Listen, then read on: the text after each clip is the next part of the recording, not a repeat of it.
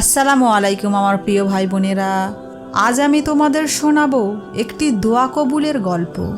একটি বোন কিভাবে তার ভালোবাসার মানুষকে হালালভাবে পেয়েছিল। তার অন্য জায়গায় বিয়ে ঠিক হয়ে গিয়েছিল, কিন্তু সে এমন কি আমল করেছিল যে তার জীবনে মিরাক্কেল ঘটল। শেষে আমি তোমাদের সেই আমলগুলো বলবো।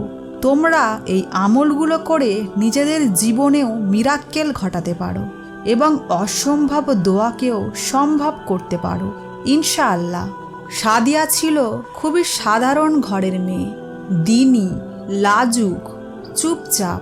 তার হৃদয়ে জায়গা করে নিয়েছিল একজন। তার নাম ছিল ইমরান। দিনদার যুবক, দুনিয়াদারি কম কিন্তু তাকওয়া বেশি।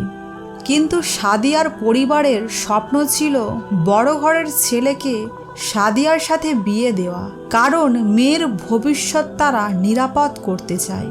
একদিন সাদিয়ার মা এসে বলল, তোর জন্য একটা বিয়ের প্রস্তাব এসেছে। ছেলে ব্যাংকে চাকরি করে, পরিবার খুব পছন্দ করেছে। কিন্তু সাদিয়ার হৃদয় তখন অন্য কারো নামে অজান্তে বন্দি। সে শুধু চুপচাপ কেঁদে গেল।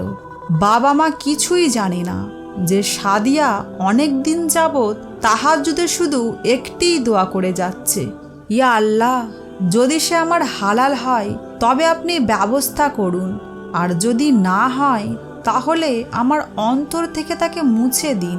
সাদিয়া বুঝে গিয়েছিল বিয়ে অন্য জায়গায় ঠিক হয়ে যাচ্ছে। রাতের অন্ধকারে সিজদা দিতে দিতে সে বলল, ইয়া রাব্বি, আমি কাউকে হারাতে ভয় পাই না। আমি শুধু ভয় পাই এমন কাউকে হালাল না করে ভালোবাসতে। আপনি জানেন আমি তাকেই হালালভাবে চাই। আমার দোয়া কবুল করুন না আল্লাহ। তার দোয়ার শব্দগুলো হয়তো মুখে ছিল না, কিন্তু চোখের অশ্রু আকাশ স্পর্শ করেছিল। কিছুদিনের মধ্যে বিয়ে ঠিক হয়ে গেল। সবাই প্রস্তুত, মেহেদি, শাড়ি, গহনা সব আসছে। আর সাদিয়া রাত ভোর কোরআন তেলাওয়াত করে চোখের পানি শুকিয়ে ফেলছে। বিয়ের আগের দিন ছেলেপক্ষ থেকে হঠাৎ ফোন আসে। এর পরের ঘটনাটি কি হয়েছিল তা শোনার জন্য নিচে দেওয়া লিঙ্কে ক্লিক করুন।